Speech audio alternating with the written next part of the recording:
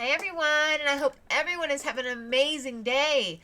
So, if you are a returning subscriber, thank you. I love you all. And if you are not subscribed, please consider subscribing. We would love to have you join our community. Today, we are going to do the second part of the Nichol versus Chris, who is the bigger psychopath.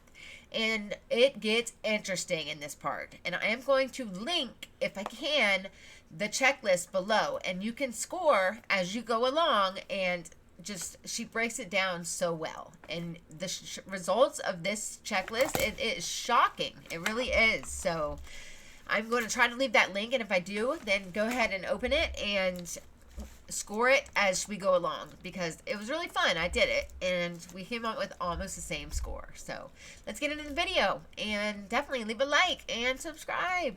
All right, guys, let's get into it.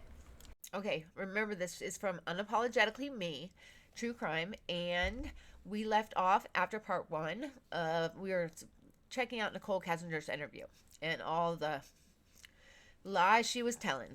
All right, so let's get into it and see what she has to say. Sunday from 9 to 11. Yeah, we talked a few times. So, Sunday, I think so. I need to think. I can't even think. I don't think I was concerned about anything at that point.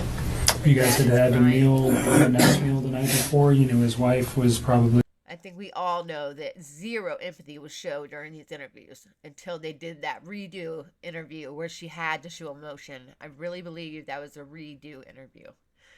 Coming home late that evening. Oh, you know what? I still don't remember what we talked about. Honestly, we talk about so much random stuff. It's so hard to pinpoint some of these things. And it was certainly not a convincing one, in my opinion.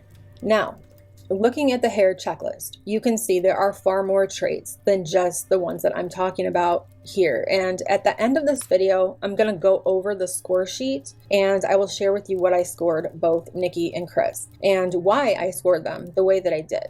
Again, this is just for quote-unquote entertainment purposes only. I'm not a doctor, and I'm not a pro of any kind able to diagnose a paper bag, let alone another human being. So keep that in mind. I do feel really quickly I should bring up narcissistic personality disorder, though that would be an entire video in and of itself, because we have seen both Nikki and Chris Watts accused of being narcissists, and they have been called this because of the lack of empathy that they have shown time and time again. Yeah. Another reason they have been called this is because of the selfish and self-seeking nature they have displayed throughout this entire investigation, and still to this very day.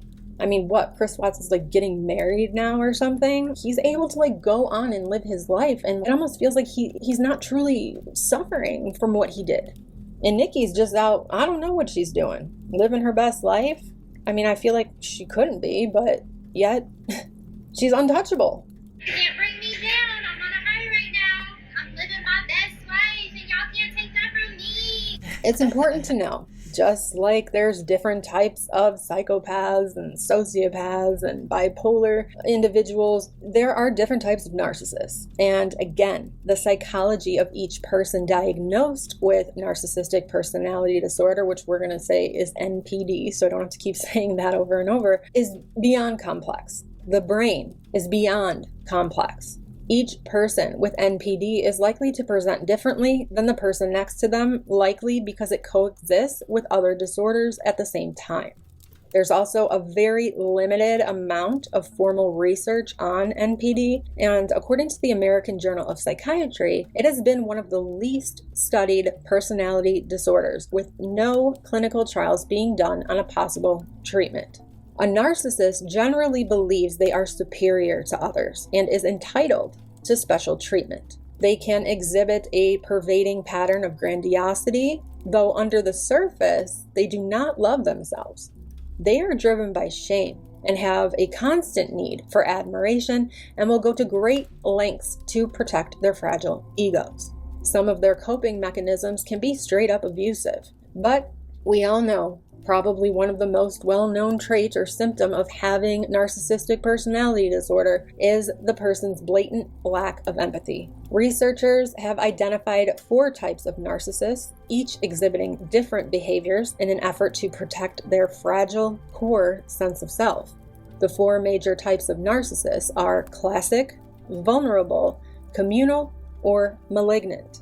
And within each of these 4 types, there are 6 subtypes that characterize how the traits may appear to others, such as covert and overt, somatic and cerebral, and inverted and sadistic. And like I said, this video is meant to be more about psychopathic personality disorder than narcissistic personality disorder, although I did want to quickly acknowledge the probability of the narcissistic traits being present within both Chris and Nikki. This video was not meant to look at any of these other mental illnesses or personality disorders. And I think that many of us can see the traits of narcissism in both Chris and Nikki. But yes, real quick, before we go through any more of the video, comment down below, who do you think is going to be the clear winner here of Nichol or Chris Watts? I think they are both psychopaths, and I think they both have a lot of these disorders, if you want to say. But yes, comment down below what you think. what I really wanted to look at is, do we see any psychopathic traits in either of these two? But I did want to acknowledge that there could be many other things at play here. Okay, again, not diagnosing anyone, just giving information and looking at their behaviors that we are able to see. I mean, if you want my opinion, I think that Nichol Kessinger exhibits the traits of covert narcissism. You can look that up on your own. And this is because her excessive need for admiration and playing the victim, her poorly hidden grandiosity and passive-aggressive manipulation, in addition to a few others, in my opinion, definitely raises red flags. Does Nikki really have bipolar disorder? Chris Watts said that he heard she did and that it made sense to him in hindsight. Could she have borderline personality disorder? Both of these things can share some narcissistic traits. Pathological lying is also a big part of borderline personality disorder. It is my opinion that Chris Watts, however, exhibits traits of something else entirely. The very last thing I wanted to look into is something that I have suspected may be the issue with Chris. I have seen others question it, speculating that Chris Watts may have been on the autism spectrum and have strictly what used to be called Asperger's. Why? Because Chris Watts often showed signs of awkwardness, emotional flatness, rigid thinking, and the inability to read others' emotions. All traits that can overlap with psychopathy on the surface. Just like with personality disorders, there are so many things at play with autism spectrum disorder. Spectrum being the obvious indicator that there is a wide range to consider when making a diagnosis. People with ASD level 1 are often considered to be quote-unquote high functioning, which means they require very little assistance functioning in a typical life setting. People with this level of ASD may not even have ever been diagnosed, and they don't even know that they're on the spectrum at all. There are many adults that would test as being on the spectrum but will never know it because they're able to function well enough for the symptoms to go unnoticed.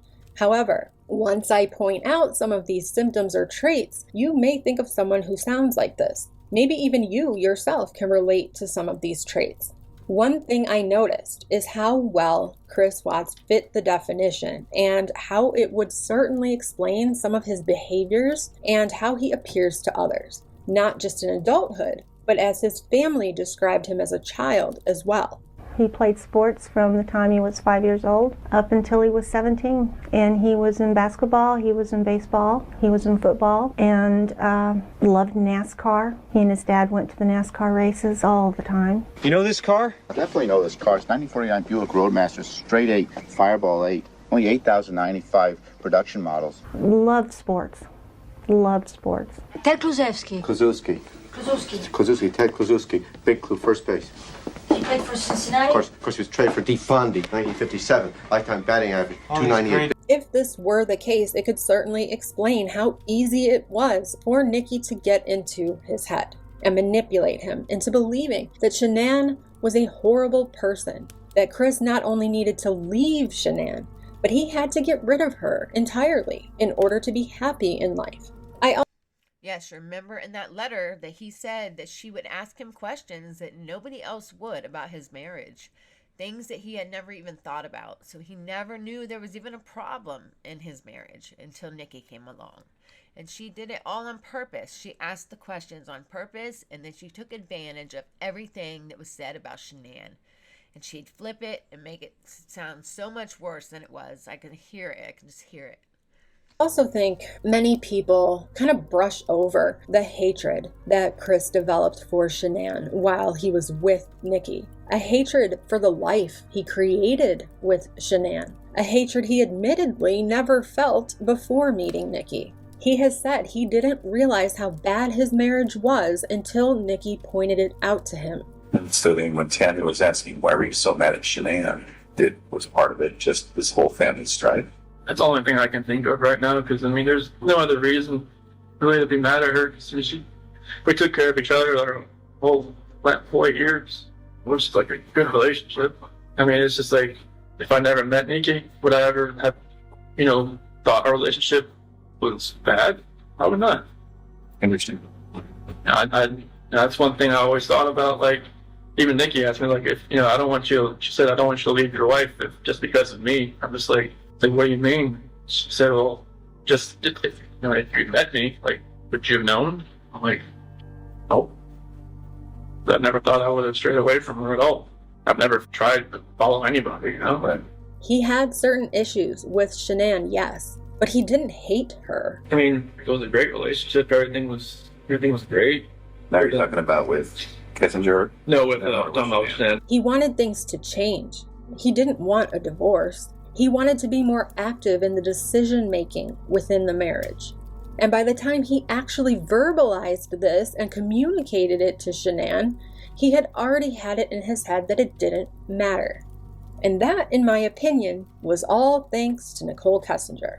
He told all of this to Shanann verbally and in text messages, and as soon as he did, Shanann acted on it. She immediately began to read books and look for therapists and was willing to do whatever it took to save their marriage. But none of it mattered, because Chris had already checked out of the marriage.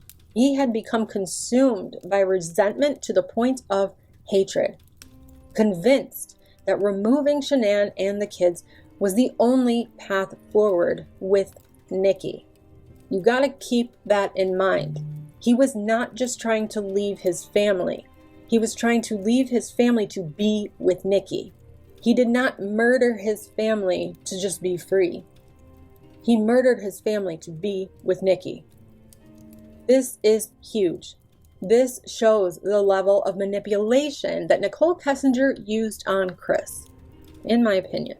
Tell us about the time you spent with her. Well, I mean, it felt like it was, I think, like when you said, like, more like a shy guy, it's kind of like I've never, like, been pursued by anybody before. It was because, like, when me and Shanann met, it was like, she was always, like, pushing me away. It seems to me like you're attracted to maybe a more dominant personality. It seemed like it because I'm more of the just reserved. I mean, I just kind of, like, go with the flow type. Yeah. But then, like, Shanann usually made all the decisions, it seemed like, so. I get that.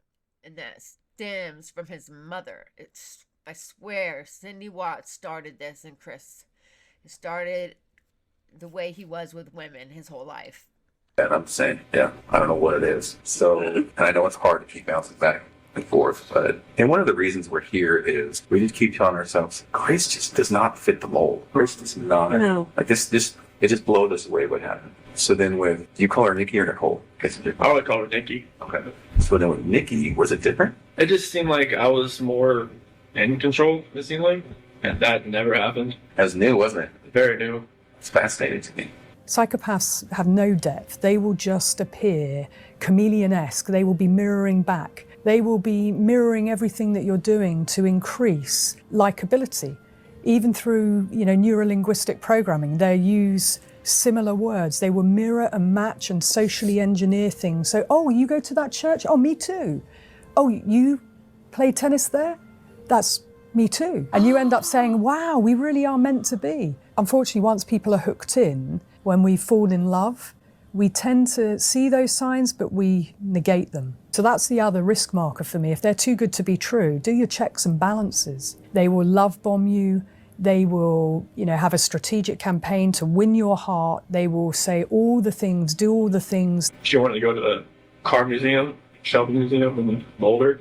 I'd never been there. And That's right up your alley. It's like I was just like, that was awesome just to walk around cars for like an hour or so.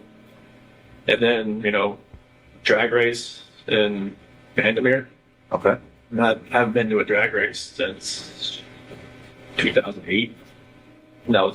You know, I bet you that she would sit there and, meaning Nikki, she would sit there and ask him, what haven't you done? Or what have you done? And anything he hadn't done, she would make sure to go and do it. So she did it with him and not Shanann. And it would be another way to manipulate him into thinking that she was the one that he wanted to be with, in my opinion. Charlotte. Okay. Like that was the drag strip over there. That's like the NHRA, the Top Fuel and fun car stuff. Like me and my dad used to grow up. Yeah. Go there like all the time.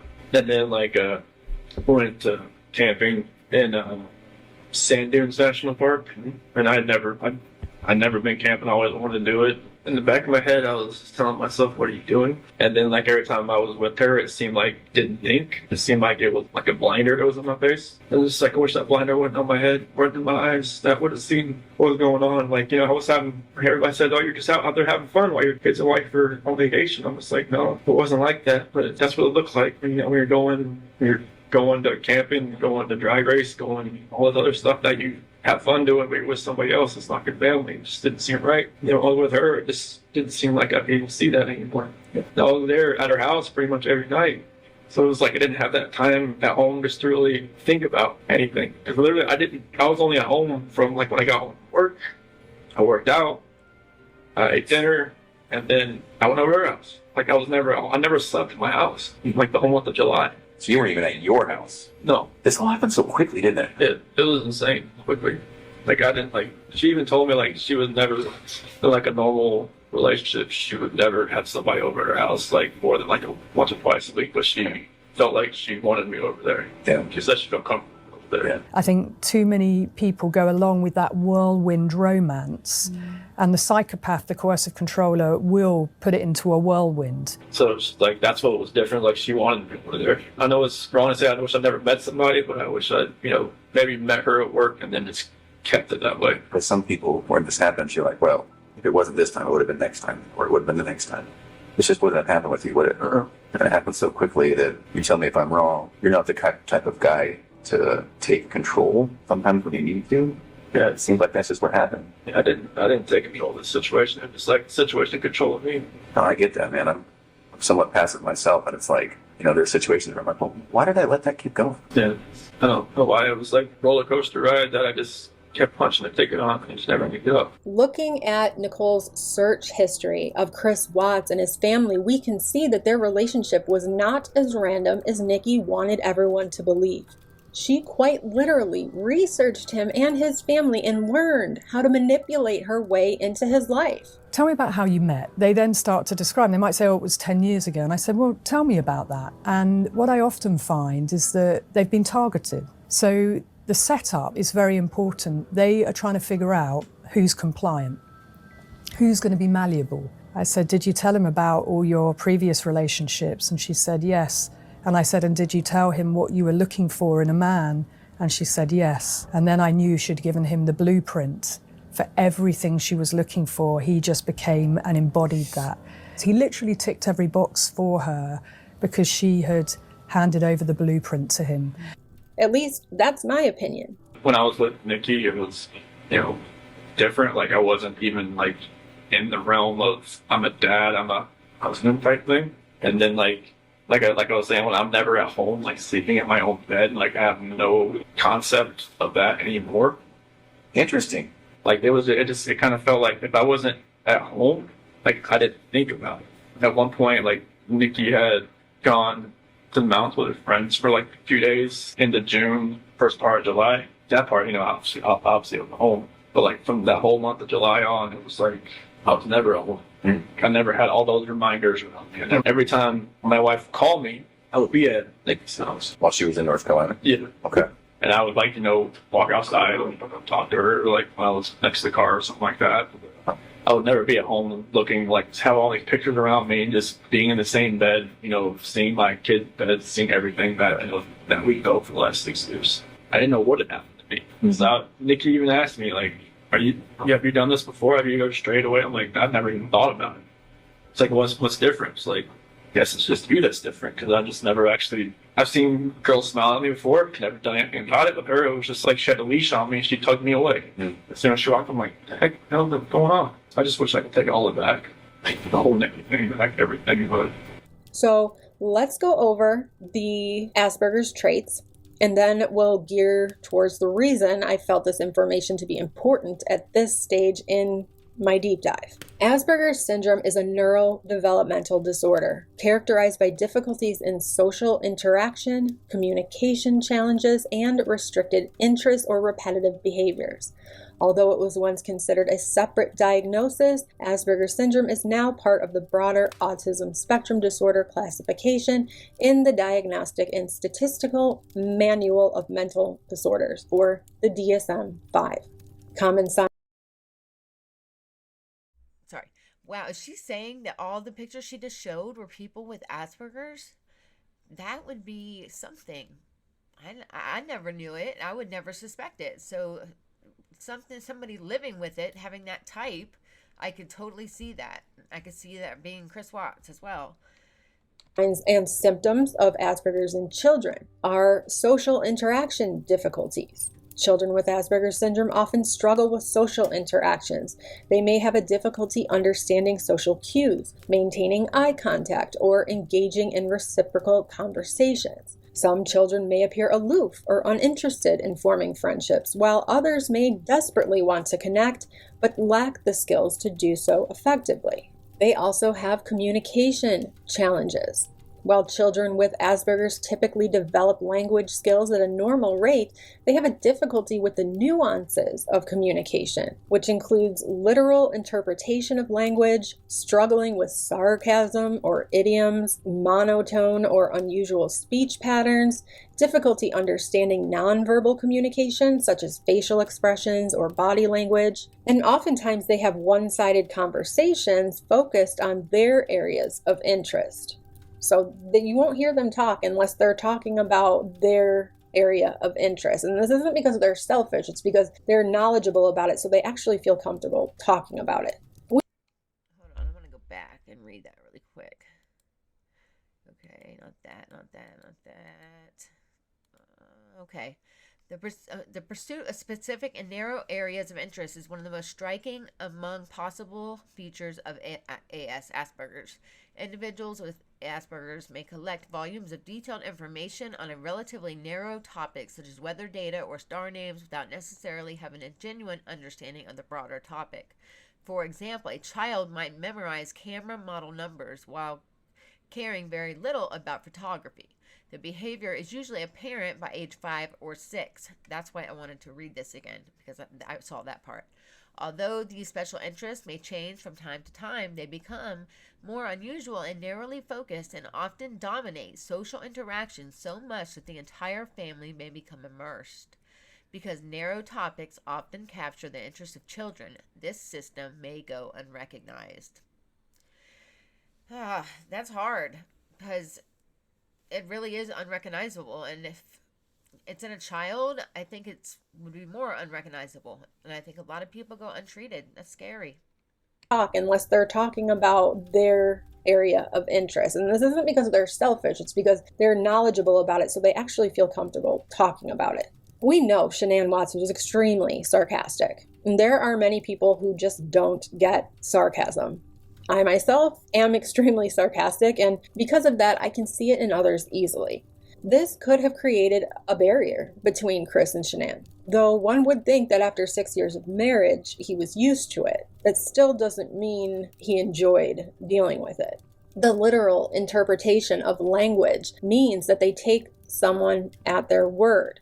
They think of everything as fact first, and then they have to process that to realize, oh, okay, I think that was sarcasm, or oh, okay, that was in jest. I came across this video of two autistic creators talking about manipulation within relationships and why they feel they are easily manipulated. I just grabbed the clip of the female because she explained it to where I understood what she was saying, so I hope you guys understand it too. So check this out. It's quick, but I wanted you to see from a person who actually struggles with Asperger's has to say. So I think one of the main parts is obviously we're very vulnerable and we do misread situations and we do shut down. So I think autistic people process information in like a fact first manner. So everything is processed as a fact first. And then if we've got the capability, we then can process like the emotions and the memory and the logic that sort of ties in with that fact. So it's for things like this, just as so it makes a bit more sense.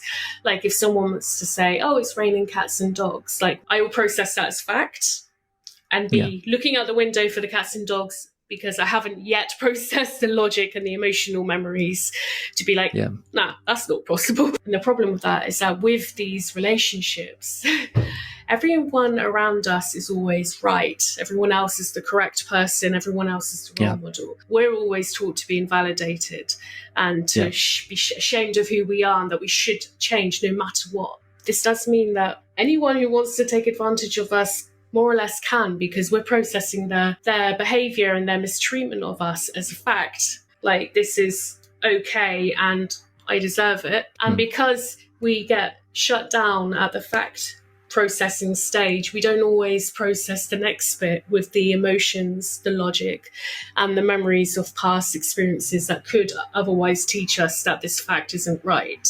So, what do you think about that? People on the spectrum can also have restricted interests and repetitive behaviors. Many children with Asperger's develop intense, focused interests in specific topics or objects. These interests may be unusual in their intensity or subject matter. Additionally, they may engage in repetitive behaviors or routines, becoming upset when these are disrupted. Now, we know Chris Watts had these very focused interests. First, it was in sports. Then it was in cars. He played sports. He played sports from the time he was 5 years old up until he was 17. And he was in basketball, he was in baseball, he was in football, and loved NASCAR. He and his dad went to the NASCAR races all the time. Loved sports.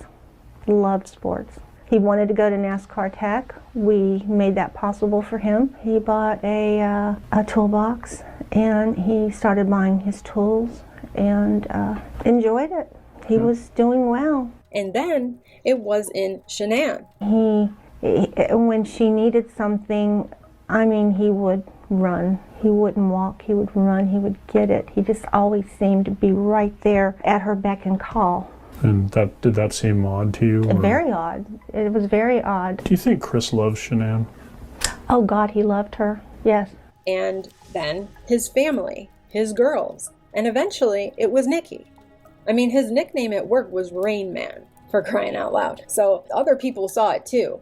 Characteristics of mild Asperger's may include subtle social difficulties that may not be immediately apparent. We saw this with Chris. He was not very social. He didn't like that camera on him all the time. Also, they have above average intelligence and strong verbal skills. When he was talking about the things that he knew about, he was extremely intelligent. Shanann talked about how he could read a book cover to cover and actually remember everything he read. They also have the ability to function well in many areas of life, with challenges in specific social or sensory situations only. So I feel like we really do see that with Chris. Now, again, I can't diagnose anybody. I only know what I'm reading, right? And I can only trust my own eyes and ears, though, too. The difference between mild and severe cases of Asperger's syndrome lie primarily in the degree to which symptoms impact daily functioning. Individuals with mild Asperger's may be able to navigate many social situations with minimal support,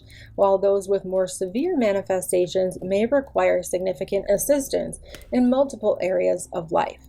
Many children with mild Asperger's develop coping strategies that mask their challenges, making it harder for parents and professionals to even recognize the signs.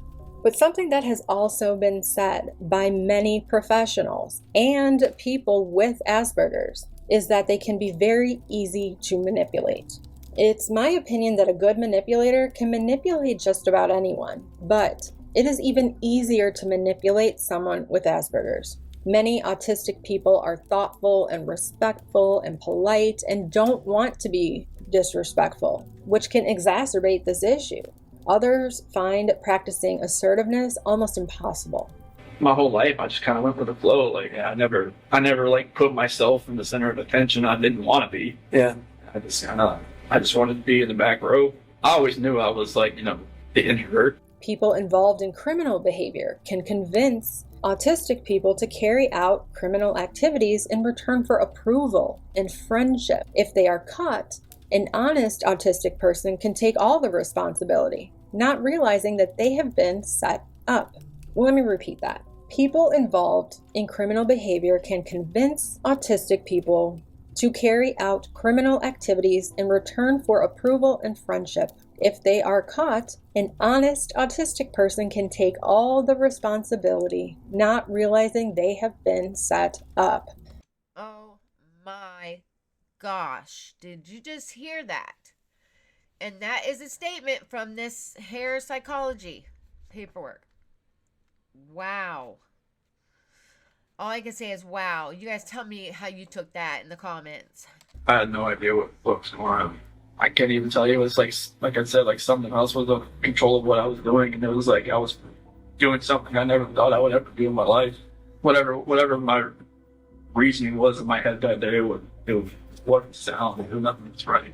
Honestly, it was just happening so fast. I had no time to really thought that was my own.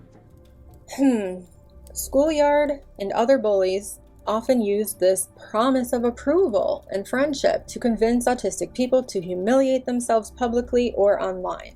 Another reason individuals with Asperger's syndrome may be more vulnerable to manipulation in relationships is due to their literal thinking, their honesty, and difficulties in interpreting social cues. This can make it harder for them to recognize deceptive or manipulative behaviors from their partner. What made you plead guilty? I didn't want anybody else to. I didn't want them to go through this for 2 or 4 years. I didn't want my attorneys to lie for me for 3 or 4 years. Everybody's telling me to fight this. There's no and there's not enough evidence to such this and that. And I'm just like, no, this needs to end. If I could just end this for everybody, and then I know it'd only get worse for everybody. After a while, I knew it was this stuff was everywhere. So I knew it would have gotten worse. I didn't want it any worse than it already was. Now, do you think he means everybody, like the family, which probably he does, or everybody like the family and other people that are involved that I care about? Individuals with Asperger's often communicate in a straightforward manner. They may struggle to interpret the nuanced communication styles of neurotypical partners. This difference can lead to misunderstandings and make them more susceptible to manipulation. Many people with Asperger's have a lower awareness of social cues and risks. This can hinder their ability to recognize deceptive behaviors or manipulation attempts. They may take others at their word, assuming honesty, which can be exploited by manipulative partners. Emotional dysregulation is common among individuals with Asperger's. When emotions run high, they may find it difficult to think clearly. Manipulative partners might exploit these moments to push for decisions or arguments, further complicating the situation. People with Asperger's are far more susceptible to coercion, infantilization, gaslighting, and isolation.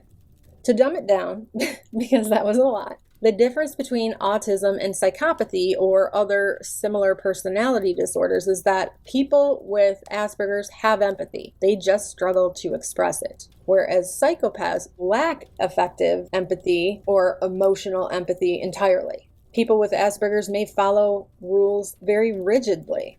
Psychopaths break rules to get what they want. People with Asperger's don't manipulate others. Psychopaths do. They are also characterized as being far more awkward than charming, more shy than outgoing, more quiet than talkative. They're horrible liars, as opposed to pathological lying, and they are more self-conscious rather than grandiose. Now, I cannot end this video without specifically looking into psychopathy in women. I told you about the hair checklist and how it specifically concentrated on males who had already committed violent crimes. They were already convicted and in jail. So let's go into what has been studied when it comes to female psychopaths specifically. Female psychopaths exhibit traits such as manipulation, lack of empathy, and charm, but they tend to be less violent than their male counterparts. Their behaviors are often less recognized as psychopathic due to social biases that associate these traits more with men. Female psychopaths share core traits with male psychopaths, such as lack of empathy and remorse. However, their behaviors often differ. Female psychopaths tend to be less physically violent and more manipulative, using relational aggression and emotional manipulation to achieve their goals. They may form relationships with their victims, often targeting people they know rather than strangers. Historically, research has suggested a male to female ratio of about 6-to-1 in psychopathy. Recent studies, however, indicate that this may be an underestimation. Some experts argue that the actual ratio is closer to 1.2-to-1, suggesting that female psychopaths are far more common than previously thought. This discrepancy arises from biases in research methodologies that primarily focus on male traits. Like I have said, the tools used to assess psychopathy, such as the Hare Psychopathy Checklist Revised or the PCLR, have been criticized for being skewed towards male characteristics. Female psychopaths often exhibit traits that are far less obvious, making them harder to identify. For instance, they may use charm and deceit rather than overt aggression. The under-recognition of female psychopaths has significant implications for various fields, including criminal justice and organizational leadership. Misjudging these women's traits can lead to flawed risk assessments and leadership selections, as female psychopaths may not fit the traditional mold of what a psychopath looks like. Okay. So what are some signs that could help you spot a female psychopath? Well, for one, relationships with their victims. One of the traits of a female psychopath is the tendency to form relationships with the people they victimize. While male psychopaths usually target strangers, females are more likely to victimize people they know. Some females use flirtation or sex to lure in people with money or power, and then lie, con, or manipulate these people into giving them things. This tendency shows the cold-hearted nature of the female psychopath, who won't even feel bad about hurting or using others, even those closest to her. Indirect forms of aggression. Female psychopaths can be just as aggressive as their male counterparts, but they tend to employ more covert, indirect methods. Instead of physical aggression, they rely on relational aggression tactics, such as gossiping, excluding others, or forming alliances to target individuals. In some cases, they may manipulate others by threatening self-harm or reacting to conflict with verbal abuse or name-calling. These behaviors allow female psychopaths to maintain a facade of control while causing significant emotional or social harm to their victims. Playing the victim card. One of the unique traits of female psychopaths is their tendency to present themselves as a victim in order to get attention, pity, or to emotionally manipulate others to get what they want. Female psychopaths may use the victim card or play the damsel in distress to pull at the heartstrings of the people who are empathetic, caring, and generous. In some cases, female psychopaths paint themselves as victims to avoid getting into trouble or being held accountable for their actions. This is another form of manipulation and deceit that is far more common in female psychopaths than males. They can't hold their anger in for long.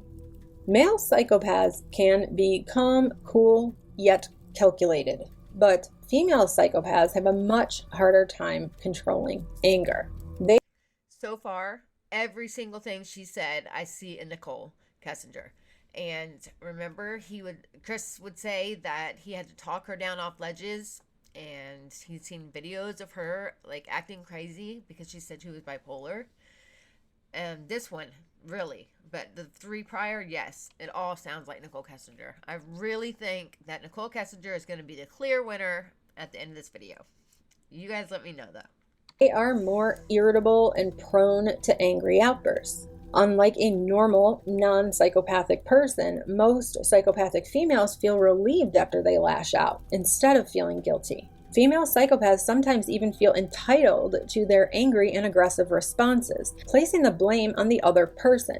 Their tendency to act on their pent-up anger and impulses is one of the reasons why female psychopaths have a harder time functioning and experience more social impairment than men. They use deceptive tactics to get what they want. While male psychopaths are more violent and direct in taking what they want from people, female psychopaths tend to rely more on deception. For example, it is much more common for female psychopaths to be arrested for fraud or extortion rather than for physical or sexual assault, unlike male psychopaths. These kinds of crimes highlight the deceptive and cunning nature of the female psychopath, who may come up with elaborate cover stories and lies to con or manipulate people. Wanting acceptance but sabotaging relationships. While individuals with antisocial personality disorder often form relationships for strategic purposes rather than a genuine connection, female psychopaths can be more social and may even crave acceptance from others. However, their impulsivity and cruelty often undermine these efforts, making it difficult for them to sustain healthy, meaningful relationships. Instead, they tend to sabotage connections by victimizing those close to them, perpetuating a cycle of fractured and toxic interactions.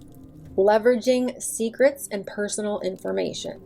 One form of relational aggression that is common among female psychopaths, and also a sign of a sociopath, is the tendency to use personal information about other people against them. Female psychopaths may use secrets or personal information about other people against them as leverage in order to bribe, manipulate, or control them. For example, they may threaten to expose information about a previous affair or substance use problem their boss had unless they agree to pay them more. Some will gossip or spread rumors or lies about other people who they want to discredit, which is another form of relational aggression. Getting other people to do their dirty work. A female psychopath is better at forming strategic relationships to get people to do things for them, especially their dirty work, the work they don't want to do. While they aren't usually physically violent, female psychopaths engaged in crime often have male counterparts who, quote-unquote, handle the violent aspects of their crimes. They may also con or convince other people to commit other illegal or immoral acts on their behalf, often so they can declare innocence later or have a scapegoat later on. They are emotionally unstable. Another common trait of female psychopaths is emotional instability. While male psychopaths often have a restricted range of emotions, which makes them cool and detached, females with this disorder may not show this trait. Research shows women psychopaths are more likely to struggle with depressive symptoms and mood problems, and also more likely to struggle with anger and jealousy than males. They are also good at pretending. Psychopaths and sociopaths both can use superficial charm or charisma to lure people close to them, but women may be better at this than men. For example, male psychopaths tend to display more narcissism, but female psychopaths often seem friendly, charming, and even passive at first. The deceptive tactics used by female psychopaths makes them harder to detect and more successful at forming relationships. Unfortunately, they will often end up using, abusing, or taking advantage of those who they end up getting close to. They don't care how you feel. Female psychopaths are notably callous, showing little regard for how their words or actions impact others. They may inflict harm without hesitation or remorse, and, in some cases, even derive satisfaction from the collateral damage caused in the pursuit of their goals. Often this lack of empathy remains hidden until their target has served their purpose, revealing the true extent of their indifference. Now, isn't that interesting? I mean, these are all interesting, but she's on Chris, right? Talking all the time, and then all of a sudden, something happens, he's arrested, and she's done. She just cuts him off. Did you talk to Nikki afterwards? After all this happened? Yeah, Thursday down the 14th. some of the conversation, like on the 14th, got a little weird. I think that's when she met with CBI or something, or FBI. I'm not sure who she met with first. So she talked to you after she met with? No, she had told me, like, this is the last time you'll probably hear from me. I'm going to stay at my friend Jim's place. All this is all going on. She said not to contact her until this is done. She told me to delete everything. She told you to delete everything? Delete all conversations. Did she tell you why? That deleted. Their charm may chill you. A female psychopath's charm can feel unsettling or overly intense, setting off subtle alarms in those around her. If someone's charisma or seductive behavior feels off, it could indicate underlying nefarious intentions. Female psychopaths often project confidence in their ability to manipulate, but they may unconsciously give away their true motives. If their actions evoke fear rather than trust, it's crucial to listen to your intuition. You know, I've had to get involved in multiple campaigns to keep very dangerous psychopaths in prison when their terms come up, because they can charm the professionals into thinking that they have empathy, they have remorse, they tick these boxes, and they charm the professionals too. And people get sucked into their retelling of a story that doesn't check back to the true facts. That sounds exactly like the interview with Agent Kovac and Nichol. Exactly like it. Often they really try and increase likability through the charm approach. They will give you everything that you value that makes you feel amazing, and you feel so special, you feel so seen. It's tailor-made. They may share stories of a checkered past. Research shows that female psychopaths often engage in deviant behavior from an early age. Young girls who may later show signs of psychopathy show an absence of emotion and lack of remorse for their actions even as children. They may have severe conduct problems that are evidenced by their delinquency and engagement in criminal behaviors. They may share stories of prior misdeeds with a flat affect due to their lack of shame or regret. They act out with or without provocation. Female psychopaths may exhibit aggression impulsively without clear provocation or in retaliation for perceived slights. While they tend to favor relational aggression over physical violence, their impulsive and irresponsible tendencies often surpass their male counterparts. Their unpredictable behavior can manifest as verbal attacks or social manipulation, whether stemming from proactive aggression without cause or reactive aggression, which would mean triggered by a specific event. Eye contact may be surprisingly elusive. Eye contact can be a revealing telltale sign of psychopathy. Female psychopaths often avoid direct eye contact, especially when the other person exhibits fear or distress. Another subtle clue is their lack of spontaneous head movements during interactions. As research indicates, they tend to appear rigid or controlled in their physical demeanor during conversations. So, psychopathy is often seen as a male-dominated trait. But what happens when it's veiled under feminine charm? The signs of a psychopathic female, or the mind of a female psychopath, is not a topic discussed frequently. Yet, it is a reality that can sometimes be right under our noses. So as you can see, unlike their male counterparts, female psychopaths may not always resort to physical violence, but their emotional manipulation and icy indifference are no less damaging. With a sweet smile and comforting words, they skillfully hide their inability to feel empathy or remorse. Their charisma can draw people in, making it easier to exploit relationships for personal gain. They mimic emotions they can't feel, creating a facade of normalcy.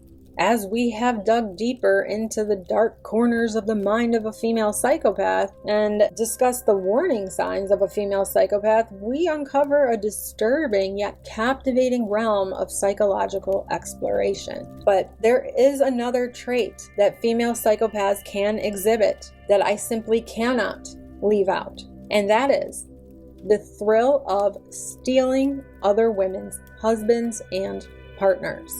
In a 2022 BBC interview, a female psychopath shared her tale of having an affair with a married man, just for the thrill of it. She spiced things up by sending revealing photos to his wife when she got bored.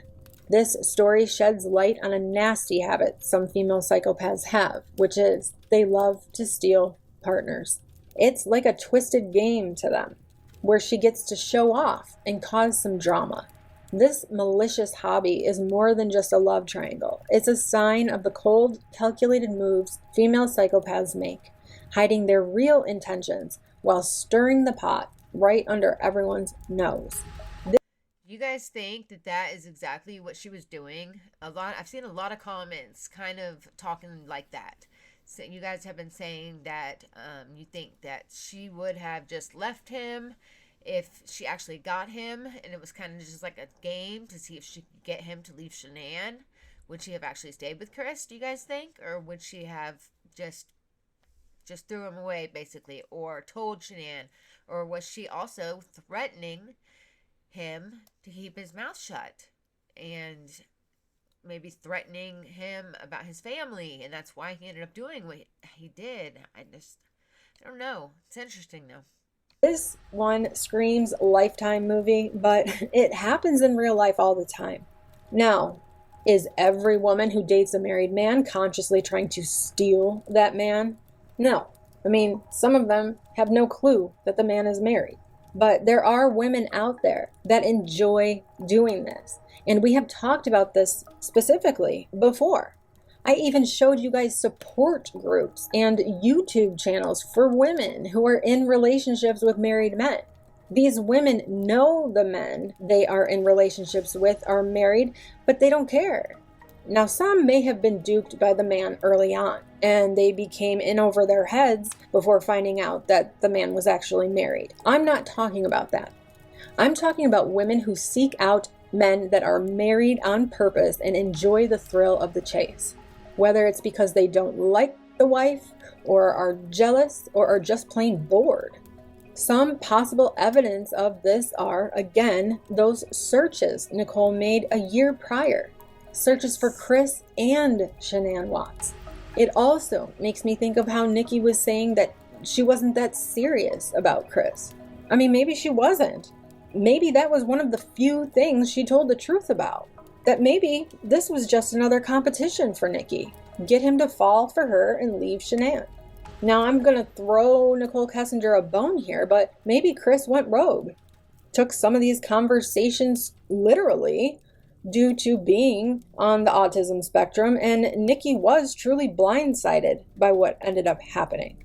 That she had no clue her manipulations would go that far. But looking at the interviews and listening to the phone recordings of Nikki, you can't deny that her charm was performative. Her concern was selective.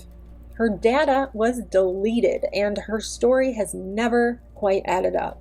Yet, she was able to vanish and start a whole new life without even being thoroughly vetted by law enforcement. If Chris Watts was easily manipulated, and Nichol Kessinger was a master manipulator, then this is the image that comes to mind.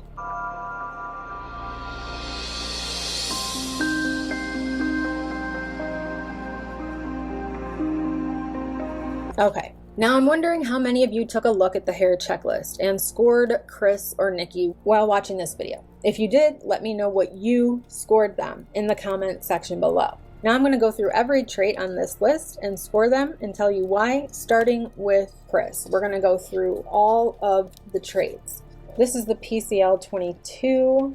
The PCL was originally developed in the 1970s by Canadian psychologist Robert Hare for use in psychology experiments. It has since undergone revision due to the newer PCLR, in which 2 of the questions from the original assessment were removed after statistical analysis showed said questions to be unhelpful. The instructions are: please mark present, unclear, or absent regarding each of the following personality traits or observed behaviors.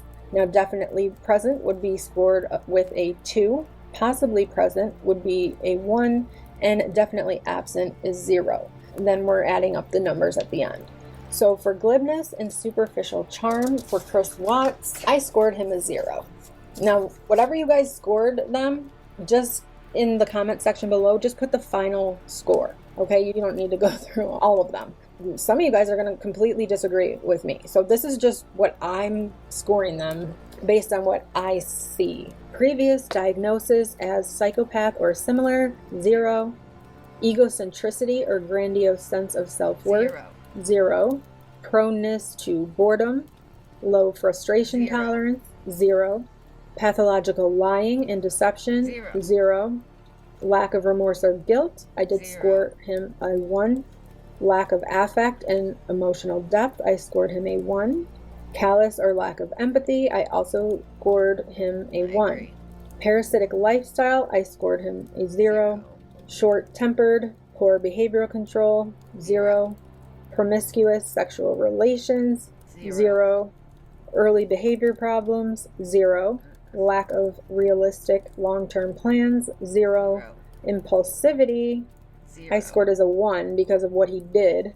Irresponsible behavior as a parent. Now, I didn't know how to score this one, but I'm going to give him a 2 on this because he, did what he did. But before this happened, he didn't have like any of these. So, I kind of keep that in mind too. But I did give him a 2 for that. Frequent marital relationships, I gave him a 0. Juvenile delinquency, 0. Poor probation or parole risk, 0, because it's not applicable for him. Failure to accept responsibility for his own actions, I did put a 1 for that, though he did end up taking responsibility. Many types of offenses, 0, and drug or alcohol abuse, not directly caused of antisocial behavior, 0. Okay, so Chris Watts' total on the hair psychopathy checklist, in my opinion, is a 7. And I would say it's between a 5 and a 7, just because some of these I'm basing off of the actual crime. Without the actual crime, he'd maybe have 5. Now let's go over Nichol Kessinger's. First, let me know what you guys put in the checklist, or what you rated, if you rated him around the same as she did or not, because I did, and that is wild, because I definitely thought he would have scored more. Glibness or superficial charm, 2. Previous diagnosis as psychopath or similar, 0. Egocentricity or grandiose sense of self-worth, 2. Proneness to boredom or low frustration tolerance, I gave her a 1. Pathological lying and deception, 2. Conning, lack of sincerity, I gave her a 1. Lack of remorse or guilt, I gave her a 2. Lack of affect and emotional depth, I also gave her a 2. Callous, lack of empathy, 2. Parasitic lifestyle, we don't really know much about her lifestyle. Parasitic lifestyle, think of a parasite. It's someone that leeches on to others for personal gain. And so I gave her a 0 for that because I really don't see evidence of that. Short-tempered or poor behavioral controls, I did give her a 1 for that because Chris talked about him having to talk her off the ledge several times during the weeks that they were together. Always because of jealousy of Shanann. Promiscuous sexual relations, I gave her a 1 for that because, come on. The stuff she's looking up and threesomes and all that, people who are not promiscuous aren't looking stuff up like that. Early behavior problems, 2. We know that to be true. Lack of realistic long-term plans, I put 0. Impulsivity, I put 0. But that's kind of just throwing her a bone because we don't know for a fact. Irresponsible behavior as a parent, 0, because she's not a parent. Frequent marital relationship, 0, she's unmarried. Juvenile delinquency, a 2, because we know she had that. Poor probation or parole risk, I put 0 because it's not applicable. Failure to accept responsibility for own actions, I put a 2 because she couldn't even admit that her being in Chris's life caused this domino effect, which I think everybody can see that it did. So the fact that she couldn't even take responsibility for that at the very least, she gets a 2. Many types of offenses, I guess I have to say 0 for that. Drug or alcohol abuse, not direct cause of antisocial behavior. I put a 1 because I do think she had some issues with alcohol based on her past offenses, because typically you get one, slap on the wrist for an alcohol related thing. You're not going to go run out and do the same thing again. And she is a repeat offender in that manner. So I'm going to say that it's possibly present. Now remember, 2s are definitely present, meaning we can see it and we have evidence of it. Possibly present means that there's certain things going on that it would make sense if it were present. And then definitely absent are things that either I can't tell, like things that I can't prove, or it's not applicable to her because she's not married, she doesn't have kids, and I don't know her personal life. So I scored Nikki a 25. We can even say 24. So, Nichol Kessinger does win. She is the bigger psychopath. And even if you had went down or up a point, she is way above Chris.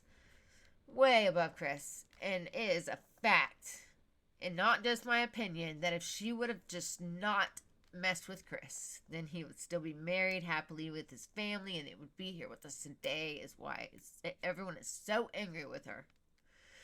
And we also think she kind of helped a little bit more than she wants to say or admit, or Chris. Okay, so a score of 30 and above is considered a psychopath. Okay, so is Nichol Kessinger a psychopath? I don't know. I can't diagnose her. This quiz was, kind of to just, it was for context to kind of see where they are, because take a look at the difference. Nikki scored 20 points higher than Chris. Now, like I said, if you guys are doing this at home, go ahead and put it in the comment section below. I want to see the difference in numbers. I want to see what you scored Nichol and what you scored Chris, based on what I've shown you in this video and based on what you've seen yourselves on other channels and in other research that you have done, because I find it to be extremely interesting. So that's it for this video. I hope you guys enjoyed it. I hope you guys learned something. Talking about these personality disorders, and I mean, you can take this and use it on any case, right? It is not just for the Chris Watts case that it's important to understand the different types of empathy and the different types of narcissism. If you're into true crime, it's always good to learn more about these types of things, because they are so oftentimes present in the perpetrators of these crimes.